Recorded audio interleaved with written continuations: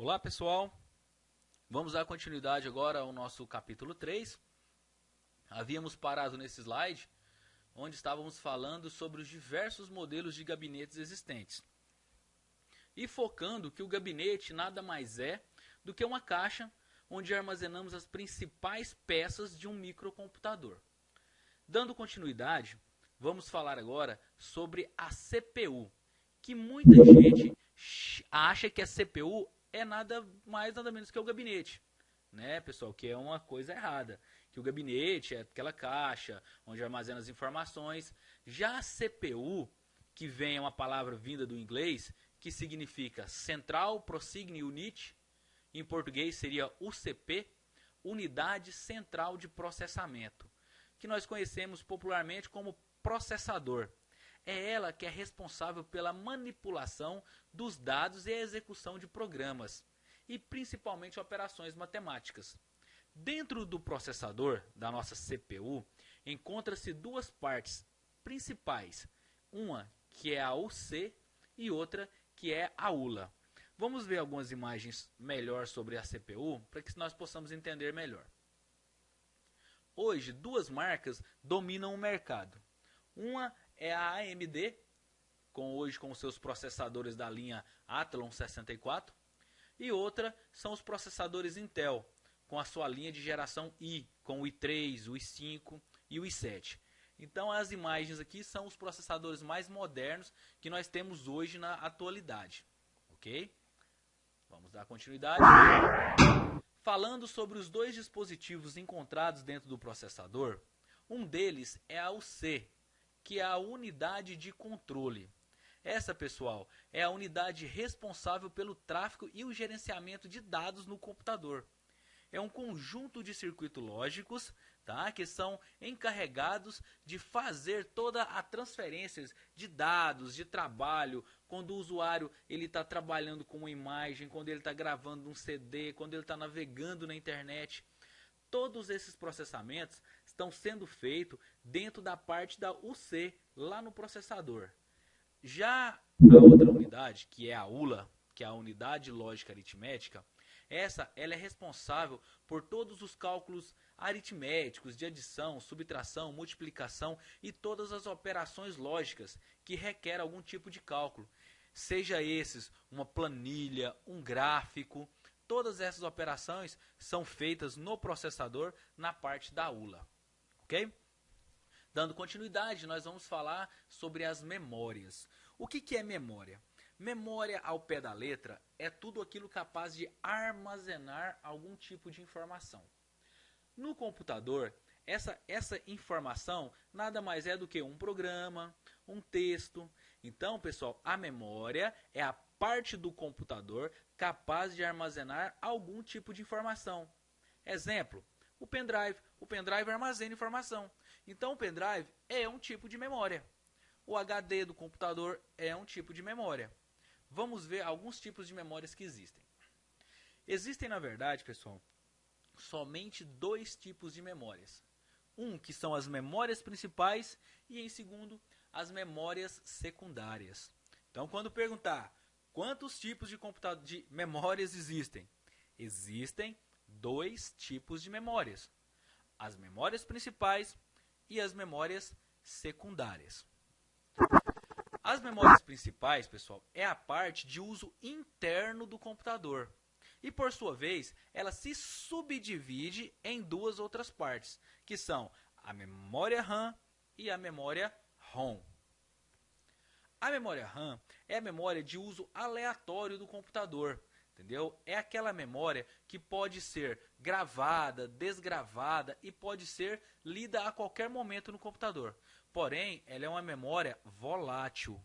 O que é isso? Ela só se mantém no computador se o computador estiver ligado. Quando você desliga, essa informação é toda perdida. Tá? A memória RAM, pessoal, é aquela memória que segura as informações enquanto o computador estiver ligado. Vou dar um exemplo para vocês do funcionamento dessa memória. Suponha que vocês estão dentro do Word digitando um trabalho. Vocês começaram a digitar esse trabalho. Digitaram uma página e já estão na segunda página. Se vocês quiserem ver o que vocês digitaram na primeira página, vocês podem rolar a folha para cima que vocês vão ver que a primeira página vai estar lá como vocês fizeram. Essa primeira página, ela está gravada em algum lugar. Ela está gravada na memória RAM.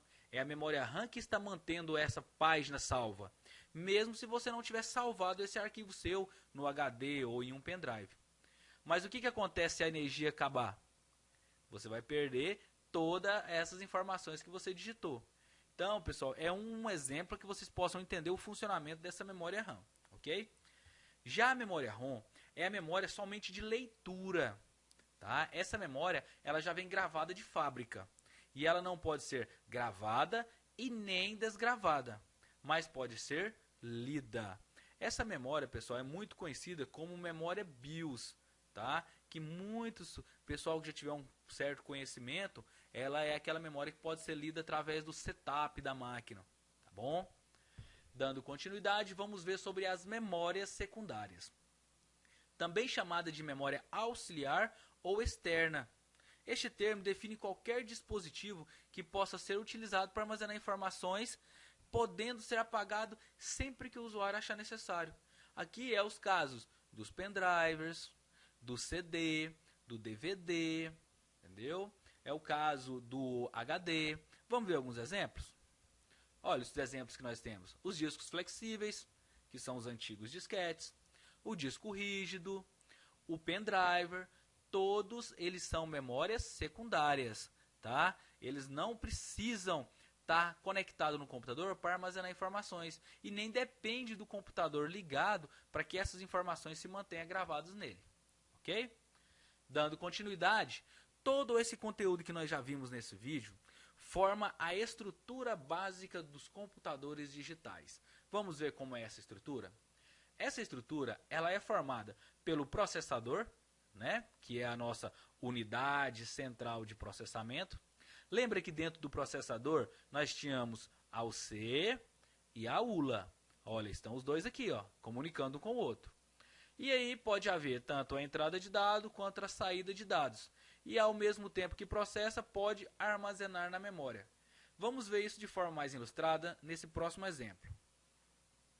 Observa para vocês verem. Vocês têm aqui de um lado o teclado e o mouse. Suponha que vocês estão fazendo um cálculo. 10 vezes 10. Entrou com a informação, 10 vezes 10. A informação veio até o processador. Quando essa informação chegou ao processador, o processador detecta que é um cálculo. Esse cálculo ele vai direto para a ULA. Então ele não vai trabalhar o registro na UC, e sim na ULA. Trabalhou o registro na ULA, ele devolve o resultado para o monitor ou para a impressora, devolve o resultado em algum periférico de saída. Suponha que você esteja gravando um CD. Você vai entrar com informação para o processador vai gerenciar essa informação na UC, que é onde gerencia processos, e vai sair as informações no monitor ou na gravadora de CD, que é um periférico de saída nesse momento, tá? E enquanto essas informações estão sendo processadas, elas consequentemente estão sendo armazenadas, seja na memória RAM, que é essa que apresenta no exemplo aqui, ou seja na memória secundária, como um HD, como um pendrive, ok? Vamos dar continuidade? No início desse terceiro capítulo, nós começamos a falar sobre hardware. Vamos falar agora sobre o software. O que é o software? O software é a contraparte do hardware. Quando o hardware era a parte física, tudo aquilo que pode ser tocado, o software é a parte lógica, é a parte abstrata, ou seja, eles são os programas. É aquilo que você sabe que existe, trabalha em cima dele, mas você não pode tocá-lo, entendeu? Ele é uma parte abstrata. Então, o software nada mais é do que os programas, os sistemas operacionais. Então, quando se dizer o hardware é a parte física, o software é a parte lógica, os programas.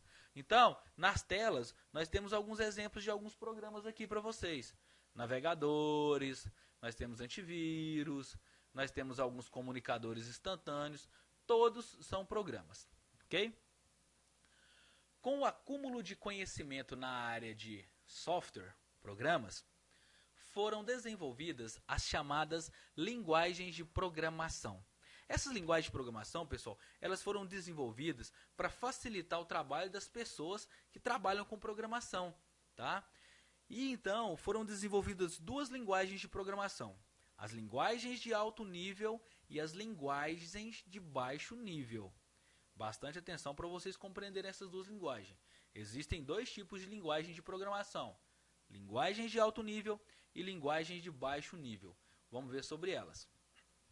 A linguagem de alto nível é a linguagem cuja representação está próxima do nível da compreensão do ser humano, entendeu? Criada para facilitar o trabalho de programação. Suas representações, muitas das vezes, são palavras que o homem compreende facilmente seu significado. Então, o que é a linguagem de alto nível? É a linguagem que está mais próxima à compreensão do ser humano, ok? Geralmente é feita na linguagem inglesa ou até mesmo traduzido para o português. Já a linguagem de baixo nível é uma linguagem que utiliza de instruções próximas à compreensão da máquina. A linguagem de baixo nível é uma linguagem que exige um grande conhecimento técnico em hardware e software. Já a linguagem de baixo nível, então, pessoal, ela é uma linguagem que está mais próxima à compreensão da máquina. É aquela linguagem que é composta por inúmeros zeros, 1, 0, 1, 0, 1, 1, 0, que são gerados dos registradores. Então, é uma linguagem que é compreendida facilmente pela máquina, mas não pelo homem. Daí a necessidade de desenvolvermos interpretadores para que possamos utilizar em programação linguagens de alto nível, e esses compiladores transformam a linguagem de alto nível em linguagem de máquina, ok? O interessante então é a gente identificar que as linguagens de baixo nível são linguagens que estão próximas à compreensão da máquina, e as linguagens de alto nível são as linguagens que estão próximas à compreensão do ser humano, ok? Com isso, pessoal, a gente conclui esse capítulo, tá bom? Não é fácil, tá? Tem muita informação. Revejam os vídeos que eu vou passar para vocês um exercício, tá? Fazendo a revisão em todo o capítulo 3 que a gente acabou de ver, tá ok? Bons estudos para vocês, pessoal. Qualquer dúvida, eu tô lá no Skype, eu tô no Facebook, me mandem e-mails, tá? Vamos poder ter uma comunicação bem legal e tirar todas as dúvidas de vocês, tá bom? Pessoal, até a próxima. Na próxima vamos entrar no capítulo 4. Tudo de bom, pessoal?